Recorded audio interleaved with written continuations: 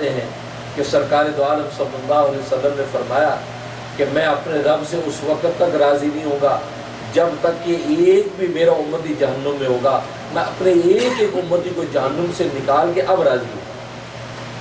کیونکہ جب اللہ مجھے یہ اتھارٹی دے رہے ہیں کہ آپ جب راضی ہوں گے تو میں آپ کو نوازنے سے باز آؤں گا، اور فرمایا میں اس وقت تک راضی نہیں ہوگا جب تک میرا ایک بھی امتی جہنم میں ہوگا، میں اس کو نکالنے کے بعد راضی ہوں۔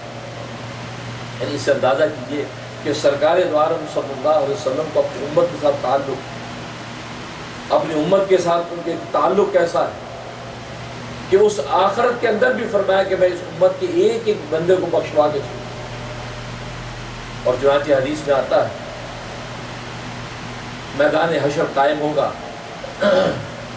لوگوں کو ان کے پروانے جاری ہو رہے ہیں، کوئی اصحاب الیمین ہے، کوئی اصحاب الشمال ہے، کوئی جہنم کی طرف گھسیٹے جا رہے ہیں، کوئی جنت کے دروازوں میں داخل ہو رہے ہیں۔ تو ایک شخص جو سرکار دو عالم صلی اللہ علیہ وسلم کا امتی ہوگا،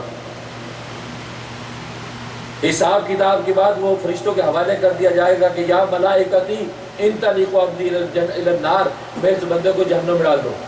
اب وہ فرشتے گھسیٹ کے اس کو لے جا رہے ہیں۔ حدیث میں آتا ہے کہ آدم علیہ السلام میدان حشر میں اس طرح کھڑے ہوں گے جیسے کھجور کا ایک لمبا درخت، کیونکہ آپ لمبے قد والے، سب سے لمبا قد آدم علیہ السلام، تو وہ پورے میدان حشر میں اپنی اولاد کو دیکھ رہے ہوں گے کیا حساب کتاب ہو رہا ہے، کون سی امتوں کے ساتھ کیا ہو رہا ہے، سب کو دیکھ رہے ہوں گے، واچ کر رہے ہوں گے۔ اب جب اس امتی کو دیکھیں گے یہ تو محمد کا امتی ہے اور اس کو جہنم کی طرف لے جایا جا رہا ہے، تو فوراً سرکار دو عالم کو پکاریں گے، اے اللہ کے حبیب دیکھ تیرا امتی جہنم میں لے جایا جا رہا ہے، جلدی سے معاملہ کر۔ تو حضور صلی اللہ علیہ وسلم فرماتے ہیں جب آدم مجھے یہ کہیں گے تو میں دوڑوں گا فرشتوں کی طرف، میں ان کو پکڑوں گا، کہہ رہے یہ میرا امتی ہے، کہاں لے کے جا رہے ہو؟ کہا کہ اس کا اعمال نامہ آپ کو خبر نہیں کتنا برا ہے، یہ جہنم کا مستحق ہے اور اللہ کے حکم اور اذن سے ہم اس کو جہنم میں لے جا رہے ہیں۔ کہا کہ نہیں ٹھہر جاؤ بات کرو بھی مجھ سے۔ کہا کہ نہیں ہم اللہ کے امر کے پابند ہیں، ہم اس کو جہنم میں لے کے جائیں گے۔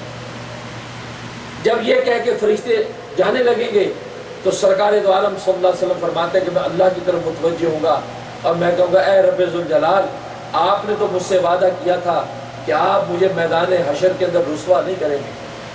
آج میرا امتی میرے ہاتھوں میں سے فرشتے لے کر جہنم کی طرف جا رہے ہیں، آج اس سے بڑی رسوائی میرے لیے اور کیا ہے؟ آپ مجھے کچھ اختیار دیجئے کہ میں اس کو روکوں۔ تو اللہ تبارک و تعالیٰ ملائکہ سے کہے کہ ٹھہر جاؤ، میرے حبیب سے پہلے معاملہ کرو، اس کے بعد آگے لے کے جاؤ۔ اب فرشتے رک جائیں گے، سرکار دو عالم صلی اللہ علیہ وسلم پاس جائیں گے۔ کہا کہ کیا بات؟ کہا جی دیکھیے اس کا اعمال نامہ گناہ ہی گناہوں سے بھرا پڑا ہے اور نیکیاں نہ ہونے کے برابر۔ تو اللہ تبارک و تعالیٰ نے فیصلہ کر دیا جہنم میں جا رہا ہے۔ آپ نے اس شخص کو دیکھا اپنے جیب میں ہاتھ ڈالیں گے، جیب میں ہاتھ ڈالیں گے تو کچھ پرچیاں نکالیں گے۔ کہا کہ یہ پرچیاں جو ہے اس دوسرے پلڑے میں رکھو ترازو میں۔ تو ملائکہ کہیں گے میزان عدل تو قائم ہو چکا ہے، وزن اعمال تو ہو چکا ہے، اب یہ ہم کیوں رکھیں؟ اللہ کی طرف سے آواز آئے گی، اے ملائکہ میرا حبیب جو کہتا ہے وہ کرو، اگر میرا حبیب یہ دوبارہ سے وزن اعمال کروا رہا ہے تو کرو۔ تو وہ پابند ہو جائیں گے۔ اب وہ پرچیاں جیسے پلڑے میں ڈالی جائیں گی اور تولیں گے تو وہ پلڑا جھک جائے گا، اور وہ دفتر کے دفتر لکھا کہ 99 دفتر ہوں گے گناہوں کی، اور وہ سارے کے سارے ہلکے ہو جائیں گے اور وہ پرچیاں جھک جائیں گی۔ ملائکہ کہیں گے رب ذوالجلال یہ تو جھک کیا پڑ رہا ہے اس کا؟ اللہ تبارک و تعالیٰ فرمائیں کہ بس اس کے لیے وہی فیصلہ کر دو کہ جو میرے حبیب نے کہا کہ اب یہ جنت میں داخل ہوگا۔ ملائکہ نے کہا ٹھیک ہے چلیے جنت میں۔ اب وہ جو شخص ہے وہ پیچھے پلٹے گا، کہا کہ بھلے مانس آپ کون ہیں؟ آپ نے اس میدان حشر میں میری مدد کی، یہاں تو باپ بیٹے سے بھاگ گیا، ماں بیٹیوں کو چھوڑ کے چلی گئی، بیوی شوہر کو، شوہر بیوی بچوں کو چھوڑ کے چلے گئے، یہاں کوئی کسی کی نہیں سنتا۔ آپ کون ہے؟ کتنا پاکیزہ چہرہ آپ کا، کتنی نورانی شخصیت ہے آپ کی، آپ ہیں کون؟ تو رسول اللہ مسکرائیں گے، کہا کہ تم مجھے پہچانتا نہیں ہے، میں تجھے پہچانتا ہوں، میں تیرا نبی ہوں محمد مصطفیٰ صلی اللہ علیہ وسلم۔ کہا کہ اچھا اللہ اکبر، یہ آپ نے یہ پرچیاں کیا رکھی تھی کہ جس کی وجہ سے میرا پڑا جھک گیا؟ اللہ اکبر، یہ سننے والی بات ہے میرے بزرگوں۔ سرکار دو عالم صلی اللہ علیہ وسلم فرمایا دنیا کے اندر جو مجھ پر تو درود و سلام بھیجتا تھا وہ درود و سلام ملائکہ میرے پاس پہنچا دیتے تھے، وہ تیرے درود و سلام میں نے سنبھال کے رکھے ہوئے تھے۔ میں نے جب دیکھا کہ یہی تو وہ شخص ہے کہ جس کے درود و سلام کی پرچیاں ملائکہ لاتے تھے، لہذا آج میں نے تیری وہ محبتیں جو اللہم صلی علی محمد اللہم صلی علی محمد تو کہتا تھا وہ میں نے تلوائی اور وہ بھاری ہو گئی اور تیری لیے جنت کا فیصلہ ہو گیا۔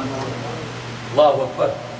میرے دوستو بزرگوں، سرکار دو عالم صلی اللہ علیہ وسلم پر جو درود پڑھا جاتا ہے ایک کا بالکل محفوظ، اور طبرانی کی حدیث ہے، نسائی شریف کی حدیث ہے کہ فرشتہ نام لے کر بتاتا ہے یا محمد صلی اللہ علیہ کا فلان ابن فلان قضا و قضا، اے محمد فلاں جو فلاں کا بیٹا ہے، باپ کی نسبت سے بتا رہا ہے کہ فلاں جو فلاں کا بیٹا ہے اس نے اتنا اتنا صلاۃ و سلام آپ کی خدمت میں بھیجا، تو رسول اللہ صلی اللہ علیہ وسلم وہ اس کو اپنے پاس محفوظ کر لیتے ہیں صلاۃ و سلام۔ یہ وہ صلاۃ و سلام جب ہم پڑھتے ہیں تو رسول اللہ کے پاس جمع ہو جاتا ہے۔ یہ وہ چند پرچیاں، اس نے کبھی اللہم صلی علی محمد کہہ دیا ہوگا، بس اس کا بیڑا پار ہو گیا۔ تو فرمایا وَلَا سَوْفَ يُعْطِيكَ رَبُّكَ فَتَرْضَىٰ، تیرا رب اس وقت تک تجھے عطا کرتا رہے گا، نوازتا رہے گا جب تک کہ تو راضی نہیں ہو جائے گا۔ اور رسول اللہ فرمایا میں اس وقت تک راضی نہیں ہوگا جب تک کہ ایک بھی ادنا امتی کو جنت میں نہ دیکھ لوں۔ چنانچہ سرکار دو عالم صلی اللہ علیہ وسلم ایک امتی کی بخشی کا فیصلہ کروا دیا، اس نے